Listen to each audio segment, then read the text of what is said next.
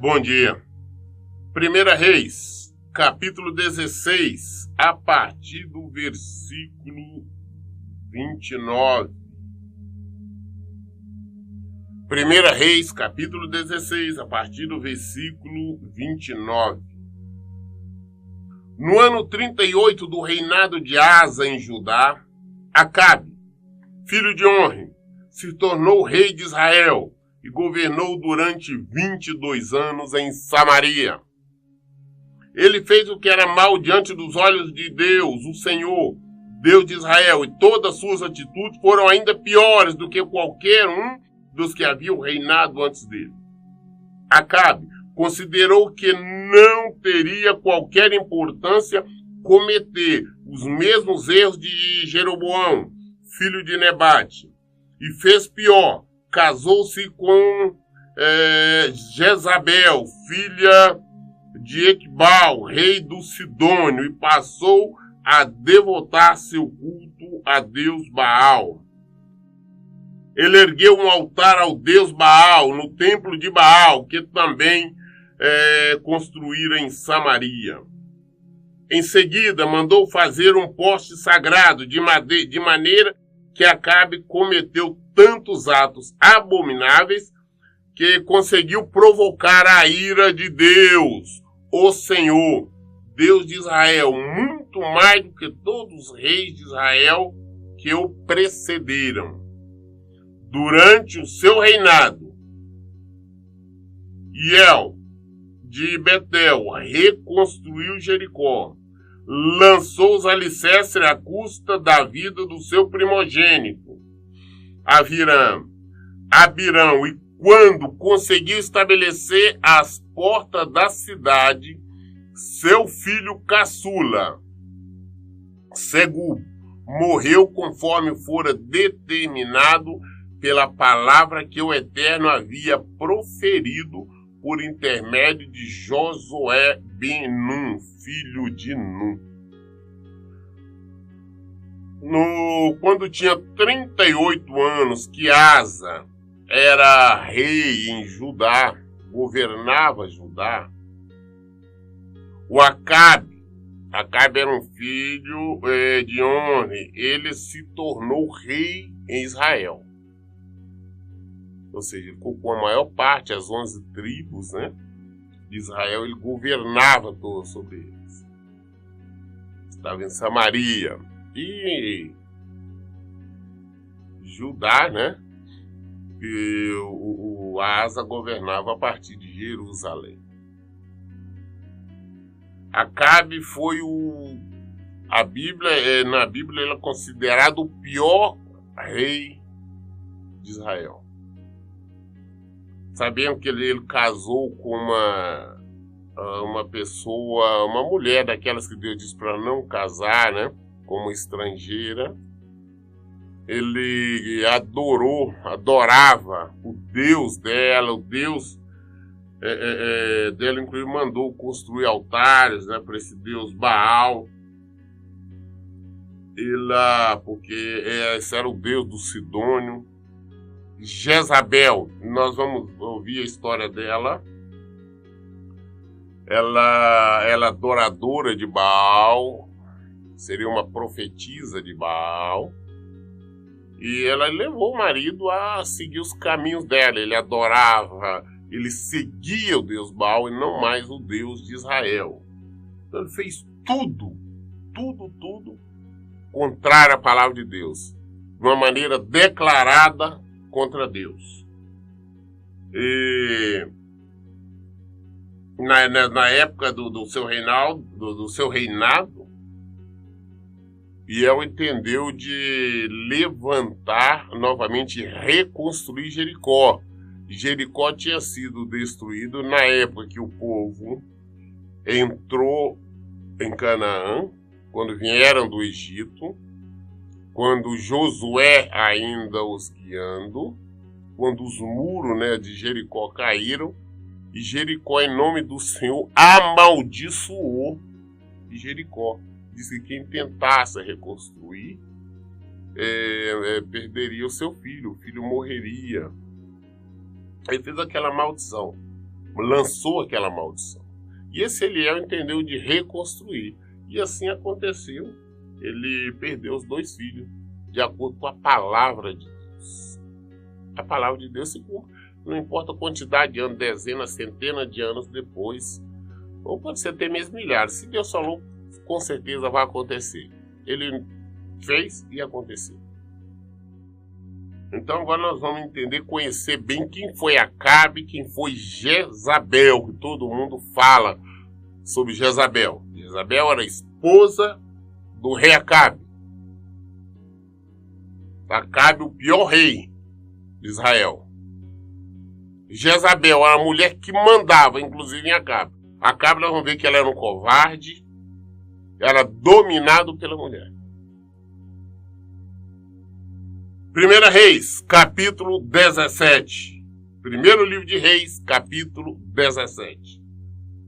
Elias, o tisbita, que habitava em Gileade, declarou a Acabe: tão certo como vive Deus, o Senhor Deus de Israel, a quem sirvo, juro, em nome de Deus, que não cairá orvalho, nem chuva, nos anos que se seguirão, exceto mediante a minha palavra. Elias, um profeta de Deus, ele vai diante do rei Acabe e fala: olha, eu juro, de acordo com a minha palavra, que eu estou falando em nome do Senhor, em nome do seu Deus, Deus de Israel, que não vai cair mais uma gota de chuva, nem orvalho, é seca, só volta a cair só mediante a minha palavra. Só vai voltar a chover no dia que eu disser. Fora isso, é seca total. Vemos que é um homem de Deus, um homem de fé. Ele falou em nome do Senhor. Ele garantiu: só volta a chover o dia que eu falar que vai chover. Ele falou, foi pro rei. Ele não falou qualquer pessoa, de uma forma clara. A palavra, o homem de Deus não pode ser envergonhado. Ele teve certeza disso. Depois disso, a palavra de Deus veio a Elias ordenando: retira-te daqui, vai para o leste e refugia perto do ribeiro de Querite, a leste do Jordão. Beberás do ribeiro, e eu ordenei aos corvos que ali te deem alimento. Então Elias partiu e fez tudo conforme a palavra de Deus. Foi morar perto do riacho de Queribe, a leste do Jordão. Os corvos lhe traziam pão e carne pela manhã, como também pão e carne ao pôr do sol. E ele saciava sua sede nas águas do ribeiro. Então veio a palavra de Deus e falou: olha, Elias, sai. Depois que ele deu a palavra da seca, que não ia chover mais, Deus falou com ele: escuta, sai, vai embora, vai lá pro riacho de Queribe, você vai ficar lá, você vai viver lá até eu falar. Você vai beber da água do riacho ali. E agora alimento. Eu já determinei aos corvos que te leve pão e carne pela manhã e pão e carne pela tarde. Ou seja, a função dos corvos é o contrário, é comer, cara. Deus está falando, não, ele vai te servir. O povo diz, não, existe um dito, não está na Bíblia, mas isso é um dito popular. Não adianta nós procurar, não está na Bíblia, não está. Isso é nós falamos. Que quando Deus manda, até o diabo obedece. Deus determina, fala, olha, já mandou ele para lá porque sabia que eles iam procurar para pegar. Que Acabe ia determinar. Ele amaldiçoou, uma espécie de maldição. Para que não tivesse mais água, não tivesse mais chuva, nem orvalho. Então ia procurar matá-lo, o profeta. Deus falou, vai e se esconde lá. Lá você não vai passar sede, porque está na beira do riacho, no riacho querido, você vai beber lá. Agora a sua comida os corvos vão levar. Então quando levava pão e carne de manhã, levava pão e carne à noite. Ou seja, ele tinha um almoço e a janta. Eu vejo as pessoas falarem muito em prosperidade. Deus, ele é dono de tudo. Se ele quisesse, ele poderia providenciar para que ele ali tivesse o maior luxo, o maior conforto. Mas não, ele enviou o maná. Isso é o maná do Senhor. Você vai ter o que comer e o que beber. Deus nos dá o que comer e o que beber. Agora, prosperidade, Deus vai me dar dinheiro, carro, isso e mais aquilo, não é bíblico. É fácil nós pegarmos um versículo, alterar, modificar e fazer de acordo com a nossa vontade. Isso não, qualquer coisa. Mas não existe isso. Deus, o profeta dele, um homem que estava a serviço dele, Deus falou, você vai ter o que comer e beber. Os corvos não podem ver qualquer coisa, carne, com que eles se alimentam. São quase como um abutre. Mas aqui é o contrário, eles levavam o alimento. Dias após dia, almoço e janta, Elias ali sozinho. Não estava sozinho, estava com o Senhor, mas ele estava ali, à beira do riacho de Querida. Quando Deus diz que vai nos sustentar, nós temos sustento dele, nós não passamos fome. Mas também, não, Deus vai nos dar luxo? Não, ele não vai nos dar luxo. Não é a promessa dele. Ele nos dá condições de nós seguirmos a nossa jornada, seguirmos a nossa peregrinação, nós cruzarmos o deserto. Assim como o povo está no deserto, todo dia ele enviava o maná dele, a água saía da rocha, ele envia o maná dele para nós. O maná do Senhor é real. Nós temos que ter, quando o Senhor nos envia condições, nós pagarmos a nossa conta, vivermos de maneira simples, mas honrada. Essa é a promessa. Então ele enviou. Elias se alimentava. Ele estava ali, bebendo água do ribeiro. Entretanto, passado alguns dias, a torrente secou, porquanto as chuvas haviam cessado sobre a terra. Passado algum tempo, o riacho secou também, porque não chovia mais. Desde que Elias deu a ordem em nome do Senhor, falou que não ia chover mais, desde esse tempo parou de chover, não tinha orvalho, não tinha nada. Então é normal, é natural que o riacho também se secasse. Secou. Não tem mais água. Elias não tem nem água para beber lá onde ele estava. Então a palavra do Senhor lhe foi dirigida nestes termos: apronta-te e vai viver em Sarepta, cidade que pertence ao território de Sidom. Ordenei ali uma viúva que te providencie o teu sustento. Fala com ele, escuta.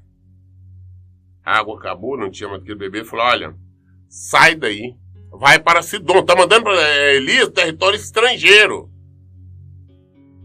Tá mandando Elias sair de Israel. Elias não tá, mas tá mandando ele sair do território do povo dele. Depois nós vamos ver mais à frente quando Paulo fala sobre isto. Ou melhor, já vimos no Novo Testamento que Paulo fala que não existia pessoa de fé em Israel. Deus teve que enviar Elias a uma viúva em Sidom, a uma estrangeira. Deus falou, você vai para lá, eu já providenciei, eu já determinei para uma viúva te sustentar. Vai para lá que você já terá lugar de sustento. Eu já providenciei uma senhora, uma mulher lá, que ela vai estar te alimentando. Vai para o estrangeiro, sai daqui. Então ele foi para Sarepta, que pertencia ali ao Sidom. Ele partiu em direção a Sarepta. E quando chegou à entrada da cidade, estava ali uma viúva, apanhando lenha. Ele a chamou e lhe solicitou, traz-me, por favor, uma vasilha com um pouco de água para que possa saciar a minha sede. Ele vai para onde que Deus mandou. Ele chegando na cidade ali na porta, tinha uma senhora lá, uma viúva, tá catando lá uma lenhazinha, uns gravetos, para fazer comida, é claro, alguma coisa. Aí Elias diz para ela, faz escuta, depois de saudá-la, cumprimentá-la, por favor, me arruma um copo com água. Arruma água para mim tomar. Ele chegando da cidade, depara com essa mulher apanhando lenha e pede ela água. Quando ela estava se retirando para buscar água, ele a chamou uma vez mais e lhe pediu, por favor, traz-me também um pedaço de pão. Aí ela está indo buscar água e faz, escuta, pera aí um minutinho, me traz também um pedaço de pão, por favor. Tô com fome, traz água, mas traz também um pedaço de pão. No entanto, ela replicou, tão certa como vive Deus, o Senhor teu Deus, juro por seu nome, que não tenho um bolo sequer, senão tão somente um punhado de farinha numa vasilha e um pouco de azeite na botija. Estou, portanto, apanhando uns 2 gravetos para levar para casa, para a fim de poder preparar uma refeição para mim e para o meu filho, para que comamos e depois morramos. Vai trazer água, me traz também um pedaço de pão, estou com fome. Claro, pai, eu juro por Deus, pelo teu Deus, que eu não tenho em casa um pouquinho de farinha e um pouquinho de azeite. Eu vim pegar esses gravetos aqui, essa lenzinha, para fazer a última refeição para mim e para meu filho. É o restinho que eu tenho lá, um pouquinho de farinha e de azeite. Eu só vim pegar isso aqui para fazer a última refeição nossa, depois nós vamos morrer, porque não temos que comer, estamos com fome, vamos ficar com fome. Não temos, infelizmente eu não vou poder te atender por esse motivo, porque eu não tenho. Eu juro pelo teu Deus que eu não tenho o que te dar. Um restinho que eu tenho lá, que eu vou fazer para mim e pro meu filho. E depois disso nós vamos morrer de fome, porque não tem. A seca, tudo mais, não tem mais comida. Elias, porém, lhe assegurou, não temas, vai, faz como disseste, mas primeiro faz para mim um bolo pequeno e traz aqui. Depois o farás para ti e para teu filho. Porquanto, assim diz Deus, o Senhor Deus de Israel, a farinha da vasilha não se esgotará, e o azeite da botija jamais faltará, até o dia em que Deus fizer chover sobre a terra. Ele disse, não, com certeza, mas faz o que você dissesse, vai fazer um bolinho para seu filho, para você. Mas antes você vai pegar e fazer um bolinho pequeno para mim. Primeiro para mim. Depois para você e para o seu filho. Porque Deus está dizendo da seguinte forma. Que durante essa seca, durante o tempo que falta dessa seca, não vai te faltar nem o azeite e nem a farinha. Não faltará azeite na sua botija, nem a farinha. Nós temos aqui uma estrangeira, mas nós vamos ver a questão de fé. Isso é fé. Crer na palavra. É a única coisa que ela tinha, um restinho de alimento lá de farinha, fazer um bolinho para ela, para o filho, se alimentar, e depois ela estava esperando morrer de fome. Não tinha mais recurso, não chovia mais, não tinha alimento. É a última refeição nossa que eu vou fazer. O restinho que tem. Mas ele chega falando em nome de Deus, fala com ele, não, primeiro você faz para mim, depois para você e seu filho. Porque Deus está garantindo que não vai faltar alimento para vocês. Imediatamente ela foi e fez tudo segundo a palavra que Elias lhe comunicara. Assim ele e ela e sua família comeram fartamente durante muitos dias. A farinha da vasilha não se acabou, jamais faltou azeite puro na botija. Tudo em conformidade à palavra de Deus, que ele transmitira por meio de Elias. Ela obedeceu. Ela acatou. Ela foi então primeiro, fez o bolinho por Elias. Ele comeu, você deu água, o negócio ele comeu. A botija dela ali sempre tinha azeite, nunca faltou. A farinha nunca faltou. O alimento nunca faltou. É que eu vou falar sobre prosperidade. Deus não fez aparecer caminhões ou sacos de farinha. Não fez aparecer tonéis e mais tonéis de azeite. O que ela tinha era o suficiente. Ok, é isso que você tem aqui, né? Então tá, toda vez quando ela precisava, ela ia fazer o alimento, ela virava, saía o azeite. Toda vez quando ela precisava da farinha, ela virava, saía. Maná do Senhor. Maná do Senhor. Nós vamos ver que durante 3 anos ficou sem chover. Durante esses 3 anos, Elias, Hélio, filho dela, se alimentaram. Nunca faltou alimento. Fé. Mas por que isso? Fé. Ela aplicou a fé, ela creu. Ela acreditou. O nosso problema, muitas das vezes, é porque nós não acreditamos. Deus nos fala para nós fazer algo, nós não queremos.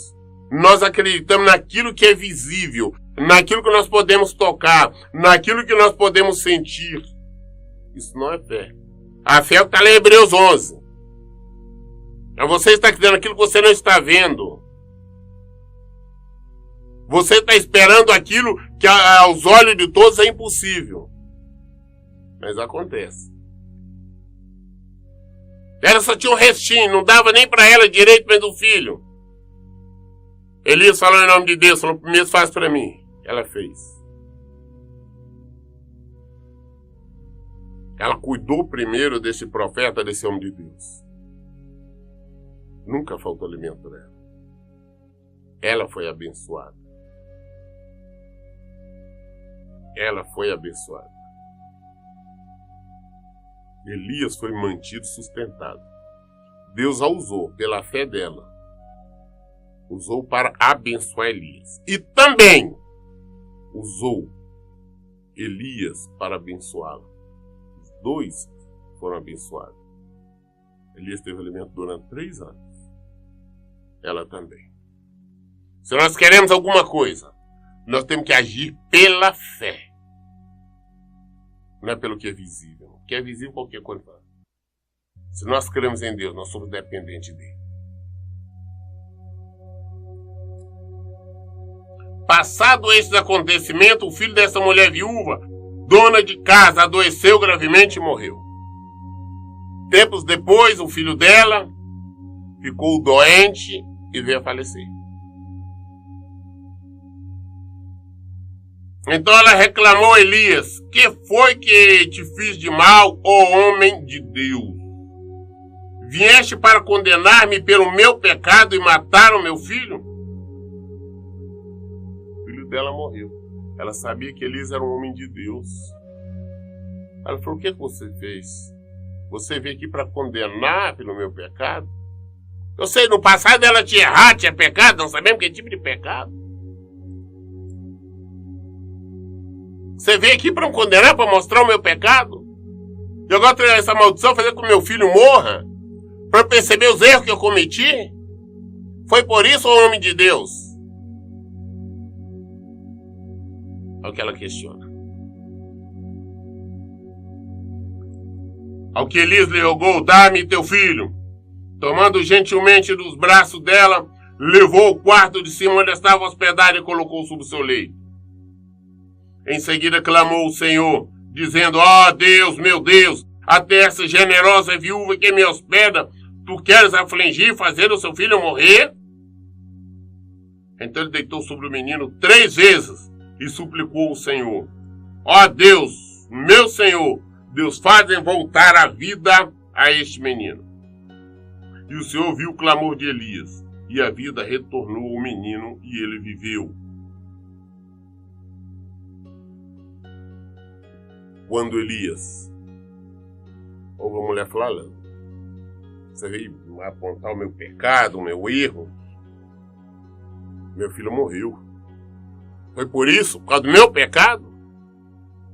Elias pegou, olhando, falou: escuta, também dá o menino aqui nos braços. Então Elias pega o menino e sobe, vai pro quarto onde ele estava, quarto de cima. Coloca o menino na cama e ora, clama a Deus. Fala: Senhor, essa mulher tão generosa que tem me recebido, tem me alimentado, até isso, Senhor, só vai tirar o filho dela?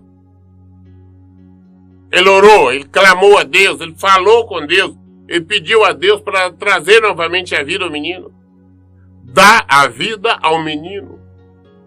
E ele deitou, então, ele por cima do menino. E orou por 3 vezes. Por 3 vezes. E o menino voltou à vida. O menino voltou a vida. Voltou a viver. Porque ele estava morto, reviveu.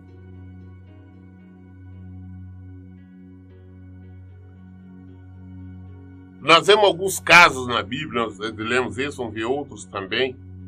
Vamos ver do profeta Eliseu também. Pessoas que morreram e voltaram a viver. Nós temos que entender que é Deus quem dá a vida e tira a vida. Elias era um homem de Deus, ele clamou, Deus deu a vida novamente. A ele, pela fé dele. Porque se ele não tivesse a certeza que Deus poderia dar vida novamente à criança, ele não teria pego a criança, ele não teria conduzido ela lá ao quarto, lá, colocado ela na cama e clamado ao Senhor. Ele foi. Ele fez. E a criança reviveu. E o Senhor ouviu o clamor de Elias, a vida retornou ao menino e ele viveu. Então Elias levou o menino para baixo, entregou a mãe e disse: olha, teu filho está vivo. A mulher respondeu prontamente a Elias: agora sei que tu és um homem de Deus e que a palavra de Deus proferida por tua boca é toda verdadeira. Glória a Deus. Olha a declaração desta mulher. Falou: olha, agora eu sei que tu é um homem de Deus e a tua palavra, o que você fala é a palavra de Deus. É assim que nós temos que ser reconhecidos. As pessoas sabem falar: não, olha, o que aquela pessoa fala, o que ele fala, o que ela fala é a palavra de Deus, é a verdade. As pessoas terem certeza que nós falamos não de nós, não da nossa casa, não do nosso ministério, não do que nós temos, o que nós somos, que somos capazes de fazer, mas falamos da palavra de Deus. Só saber falando o que ele fala, o que ela fala, a palavra. Nós temos que ser capazes de dar vida, não tirar a vida. Porque tem muitos que estão tirando a vida. Quando nós pregamos, ensinamos, falamos o que não é verdade, o que não está na Bíblia, estamos conduzindo as pessoas ao erro, estamos conduzindo as pessoas à morte. Nós estamos sendo agentes do inferno. Nós estamos sendo emissários da morte, porque levamos as pessoas à morte, morte espiritual. Elias está mostrando ser um homem de Deus. Ele agindo pela fé. Ele está mostrando o poder de Deus. Nós falamos que somos cristãos, falamos que somos evangélicos, falamos que somos servas de Deus. Mas será que nós apresentamos o poder de Deus? Será que estamos mostrando o poder de Deus? Nós temos que pensar. Nós temos que examinar se realmente estamos mostrando o poder de Deus. Se não estamos, temos que voltar atrás, tirar nossos erros, temos que fazer a diferença. As pessoas têm que aprender a olhar em nós, saber que somos homens de Deus. Temos que despertar a fé nas pessoas. Temos que colocar o poder de Deus em ação. Temos que operar milagres e maravilhas em o nome do Senhor. Porque isso é uma ordem dele. Foi o que ele nos mandou fazer. Nós lemos hoje, concluímos a primeira Reis, o capítulo 17. Amanhã, querendo Deus, daremos continuidade a partir do capítulo 18. Continuaremos falando sobre este homem de Deus, sobre esse profeta, o profeta Elias, que é inclusive considerado o representante dos profetas na Bíblia. Prova tal, quando Jesus aparece no Monte da Transfiguração, aparece Moisés representando a lei e Elias representando os profetas. Elias é considerado um dos maiores profetas. Ele é o maior, na verdade, é considerado o maior profeta do Antigo Testamento. Só que já no Novo Testamento começa já com João Batista, que inclusive fala que João Batista veio na força de Elias. Nós vamos ver mais sobre a história dele e também do rei Acabe. Amanhã nós estaremos dando continuidade a esse estudo. Dúvida? Qualquer falta de necessidade de esclarecimento nós encontramos na Bíblia. Por isso, em todo tempo, eu digo, gente, leiam e pratiquem a Bíblia. Que Deus abençoe. Tenha um bom dia.